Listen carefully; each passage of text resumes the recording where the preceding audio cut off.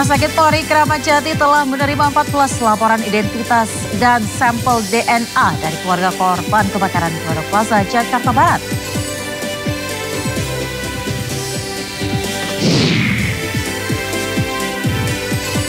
Dua mantan Gubernur DKI Jakarta Anies Baswedan dan Basuki Cahayapurnama atau Ahok kembali bertemu. Keduanya terlihat akrab dan saling berpelukan di sebuah acara peluncuran buku.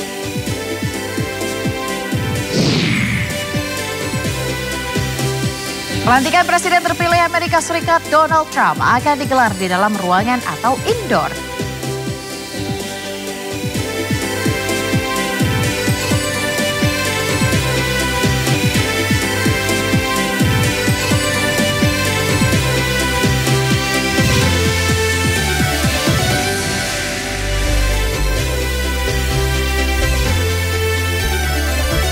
Selamat malam pemirsa, Sindo Malam hadir dengan beragam informasi terkini tanah air serta mancanegara. Bersama saya Aya Nukus, inilah Sindo Malam selengkapnya.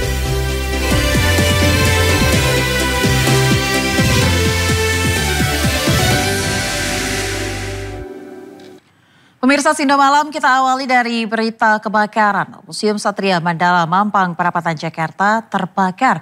Kebakaran diduga akibat korsleting pada mesin pemanas air yang diduga terhubung ke listrik. Semprot Pak, semprot. Udah kenceng Pak apinya Pak, semprot.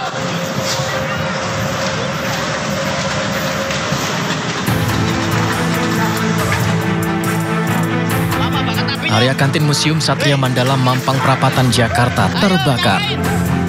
Saat kejadian, kondisi kantin sedang tidak beroperasi. Namun Museum Satria Mandala tetap beroperasi menerima pengunjung. Asap pekat sempat menyulitkan proses pemadaman yang dilakukan petugas pemadam kebakaran. Sebanyak 11 unit mobil pemadam dan 32 personil dikerahkan untuk padamkan api. Kebakaran diduga karena korsleting listrik pada mesin pemanas air. Api berhasil dipadamkan 30 menit kemudian. Dugaan sementara dari analisa kami tadi di TKP, tapi masih dalam pendalaman lebih lanjut lagi. Dugaan kami dari ruang dapur kantin yang indikasinya adalah arus pendek dari pemanas air. Dari pemanas air itu. Kebetulan kantin itu kan kondisinya tertutup Pak, tertutup. Jadi tidak ada saksi mata yang melihat langsung kejadian tersebut. Meski bagian kantin ludes terbakar, namun api tak sampai menjalar ke area museum. Tidak ada korban jiwa maupun luka dalam peristiwa ini. Sempat ditutup sementara, namun kini Museum Satria Mandala telah beroperasi kembali. Dari Jakarta, Rizky Falufi, iNews melaporkan.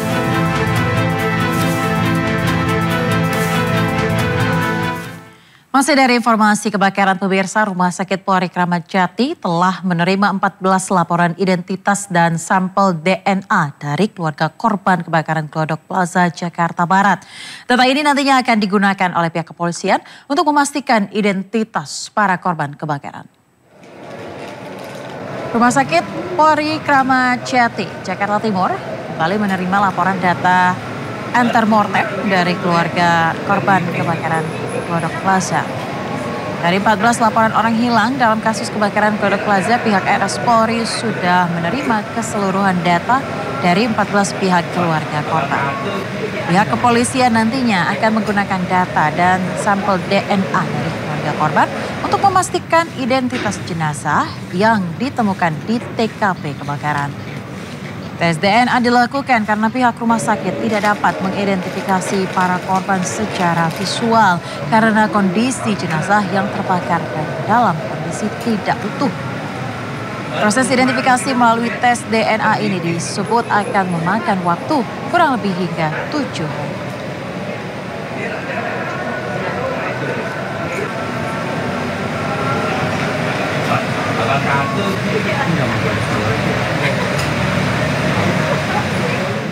Hari ini pemirsa, pihak Damkar, BPBD dan kepolisian melanjutkan evakuasi korban kebakaran Plaza Glodok, Jakarta. Total ada 8 jenazah yang sudah dibawa ke Rumah Sakit Polri Kramat Jati. Hasil pencarian hari ini, Gua Karbat memastikan tidak ada jenazah di setiap lift Glodok Plaza. Selain melakukan evakuasi, pengelola juga membersihkan beberapa lantai dari puing reruntuhan. Pasalnya, proses pencarian korban terhambat lantaran banyak reruntuhan membahayakan petugas. Hingga kini total ada 8 kantong jenazah yang dibawa ke RS Polri Kramat Jati untuk diidentifikasi. Sementara itu 6 korban lainnya yang dilaporkan hilang masih belum ditemukan. Titik-titik tertentu yang lebih kita fokuskan untuk pencarian korban.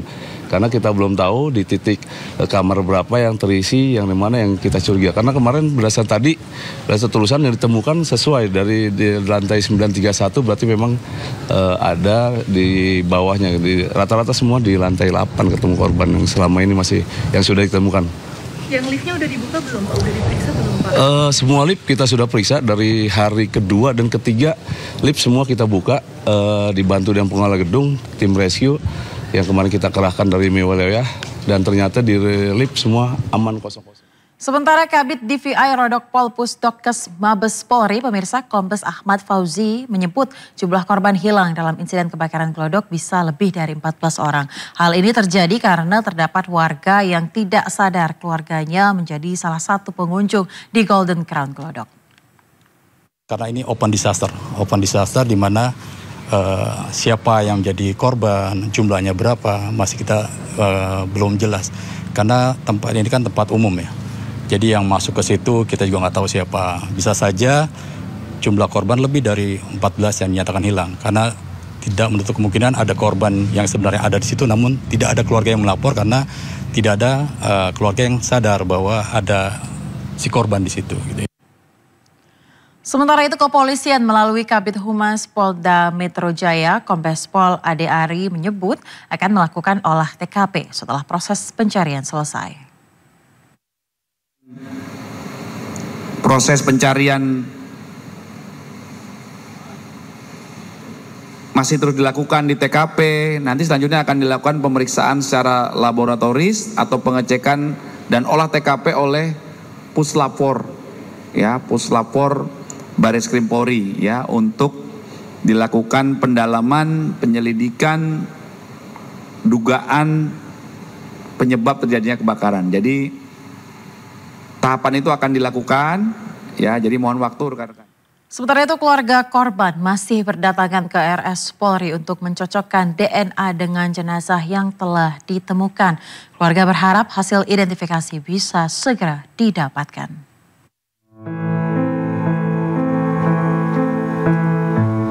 Hari keempat pasca kebakaran yang menghabiskan gedung Glodok Plaza pada Rabu malam, sejumlah warga datangi RS Polri untuk pastikan identitas korban.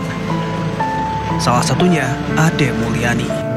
Ia datang mendampingi kedua orang tuanya untuk memberikan sampel DNA untuk dicocokkan dengan jenazah yang sudah ditemukan. Kemarin sudah menyerahkan semua data-datanya, terus sekarang disuruh balik lagi karena mau diambil sampel buat tes DNA. Jadi orang tua ibu bapak harus datang ke sini. Jadi saya anterin orang tua saya ke sini. Ya. Bapak tadi bisa sampaikan apa saja tadi yang diserahkan ke tim DVI Polri, tadi nyerahin apa aja Pak?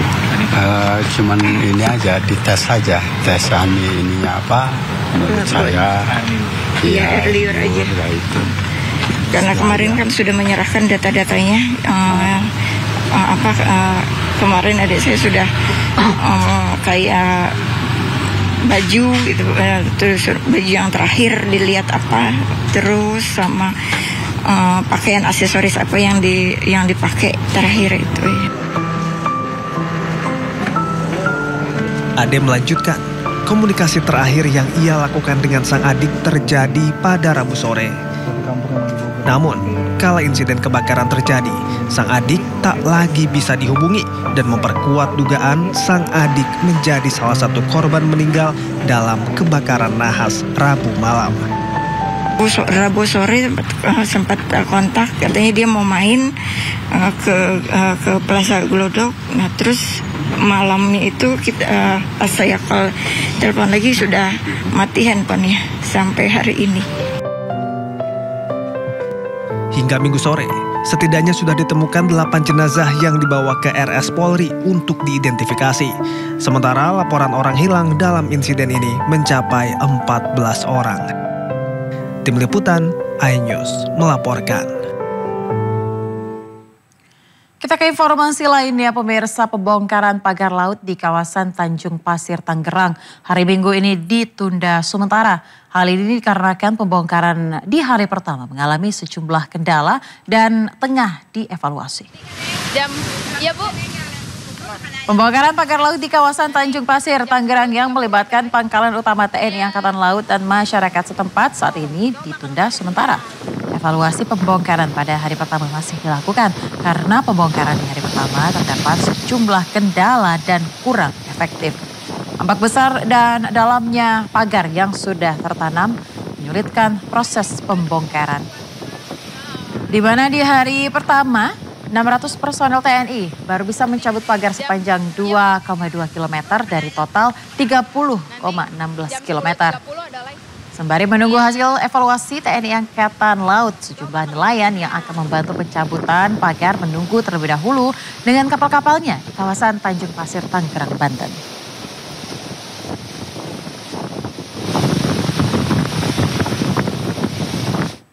Sementara itu pemirsa, nelayan di pantai Tanjung Pasir, Kecamatan Teluk Naga, Kabupaten Tangerang bersyukur atas dibongkarnya pagar laut. Sebab keberadaan pagar laut telah menyulitkan nelayan dalam mencari ikan. Sebelumnya nelayan juga mengaku sulit untuk mengadu. Namun setelah viral dan jadi sorotan media, pagar laut akhirnya dibongkar. Nelayan pun berharap pagar laut sepanjang 30,16 km ini bisa dibongkar seluruhnya agar aktivitas melaut bisa kembali normal. Akhirnya sampai tercapai seperti kayak sekarang, bisa adanya pembongkaran itu. Sebelumnya benar-benar sangat alot, kita melapor sana sini pun itu nggak ada tanggapan, apalagi dari pihak kepala desa.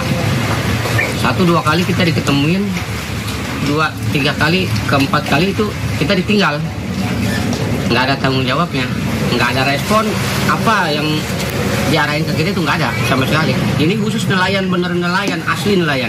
Perangkat desa berarti sama sekali tidak ada? Tidak ada sama sekali. Ya pemirsa, setelah melakukan pencarian selama 2 hari, akhirnya tim SAR Jakarta menemukan mobil yang ditumpangi Purnawirawan Jenderal yang tenggelam di laut kawasan Pelabuhan Marunda, Cilincing, Jakarta Utara. Mobil itu diangkat dan tidak ditemukan korban lain di dalamnya.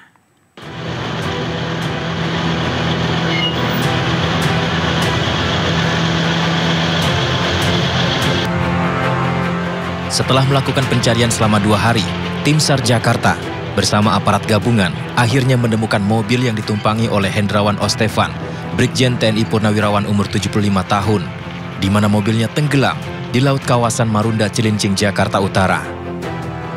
Tim SAR menggunakan 3 buah perahu dan 13 penyelam untuk melakukan pencarian mobil tenggelam. Setelah ditemukan, mobil minibus ini lalu dievakuasi menggunakan alat kren ke dermaga. Petugas pun tidak menemukan korban lain dalam mobil berwarna hitam ini, namun kondisi mobil mengalami kerusakan parah. Pencarian sempat terkendala dengan ombak dan arus bawah laut yang sangat kuat. Pencarian sudah hari ketiga, hari pertama dan hari kedua itu kami terkendala dengan ombak dan juga arus bawahnya yang kuat ya, berarti cuaca memang menjadi kendala. Dan hari ini memang lautnya sangat tenang sehingga kita bisa menyelam dengan bisa lebih maksimal, sehingga dengan tadi dimulai jam 8.55 sudah menemukan objek tersebut. Oke, artinya kurang dari 1 jam sudah ditemukan gitu guys? Ya. Sebelumnya diberitakan jenazah Brigjen TNI Purnawirawan Hendrawan Ostefan ditemukan di kawasan Laut Marunda. Petugas kemudian melakukan pemeriksaan CCTV dan terekam mobil yang dikendarai korban melaju ke arah laut dan tenggelam. Dari Jakarta, Helmi, iNews melaporkan.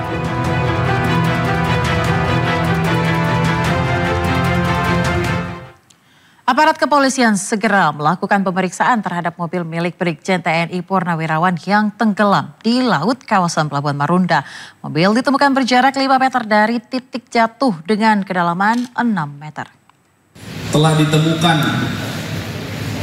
mobil yang diduga dikendarai oleh Brigjen TNI Purnawirawan yang ditemukan dalam keadaan meninggal dunia beberapa waktu yang lalu. Sebuah mobil sedan hitam Toyota Vios dengan nomor polisi B1606 LB. Ya, upaya pencarian oleh tim gabungan membuahkan hasil. Kami mengaturkan rasa syukur ya. Selanjutnya mobil ini akan dilakukan pemeriksaan secara laboratoris, dilakukan olah TKP, dilakukan penelitian pendalaman oleh Puslapor Polri. Ya, tadi tim gabungan yang menemukan adalah dari Basarnas, didukung dan di backup oleh rekan-rekan dari Direktorat Polair Polda Metro Jaya serta Polres.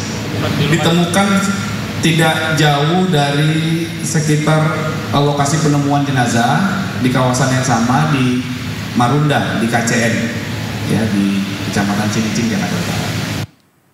Pemirsa, anggota Brimob Polri yang bertugas dalam operasi Damai Kartens di Papua gugur saat bertugas. Jasad korban yang tiba di rumah duka disambut isak tangis keluarga. Buka. La ilaha illallah, la ilaha illallah, la ilaha illallah. Isak tangis keluarga pecah saat jenazah Brigpol Anumerta Iqbal Anwar Arif Harahap tiba di rumah duka di Kelurahan Jakastia, Kota Bekasi Sabtu malam. Rekan-rekan korban di Satuan Brimob Polri juga berdatangan untuk berbela sungkawa. Usai disemayamkan di rumah duka, pihak keluarga langsung menggelar tahlil dan doa bersama. La ilaha illallah, la ilaha illallah. Rencananya, jenazah korban akan dimakamkan di TPU Polri, Cikeas, Kabupaten Bogor, Minggu pagi. Puskesmas.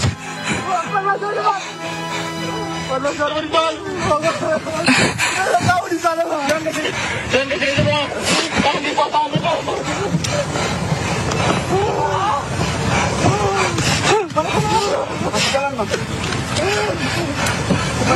Sebelumnya, Brigpol Anumerta Iqbal Anwar Arif Harahap meninggal dunia setelah ditembak di bagian leher oleh separatis Papua saat patroli rutin di wilayah Yalimo, Papua, Jumat sore.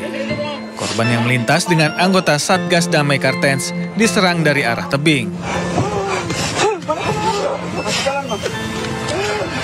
Dari Bekasi, Jawa Barat, Rahmat Hidayat, iNews melaporkan.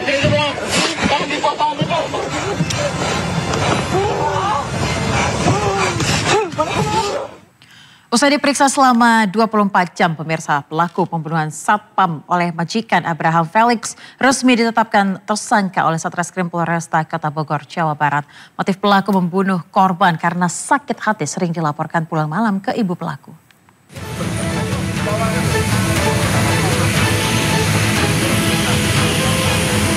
Septian, 36 tahun, ditemukan tewas di tempatnya bekerja di Jalan Lawang Gintung, Kecamatan Bogor Selatan, Kota Bogor.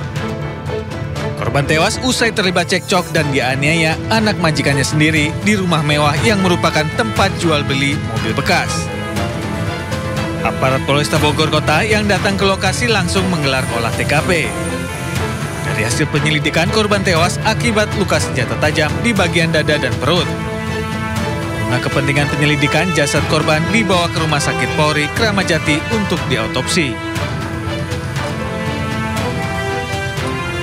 Oh, orangnya begitu Pak, emang ada stres. Oh gitu, stres seperti apa? Stresnya bisa diceritain nggak maksudnya stresnya penyakit atau memang dia temperamen? Temperamen juga, penyakit juga. Jadi emang udah watak emaknya turunan dari emaknya juga kan. Ya kayak ketegangan mental gitu kan. Itu waktu dia pernah diapain sama aku? Ya, sering disiksa, ditipukin segala macam. Kalau salah jalan dulu kan saya supirin dia. Aparat Satreskrim Polresta Bogor Kota resmi menetapkan Abraham Felix sebagai tersangka dalam kasus pembunuhan Satpam bernama Septian. Petugas juga menemukan sebilah pisau yang digunakan Felix saat menghabisi nyawa korban di rumahnya. Dari hasil pemeriksaan, motif tersangka membunuh korban lantaran sakit hati karena korban sering mengadu kepada ibu tersangka. Hasil tes urin tersangka juga terbukti positif menggunakan narkoba jenis Sinte. Itu kita sudah melakukan otopsi, kemudian Saat ini tersangka sudah kami tetapkan dengan melalui proses gelar. Dikarenakan sakit hati, karena korban ini sering melaporkan tersangka yang sering pulang malam kepada orang tuanya. Atas perbuatannya, tersangka dijerat pasal 338 KUHP dan terancam hukuman 15 tahun penjara. Dari Bogor, Jawa Barat, Andi Firmansyah, iNews melaporkan.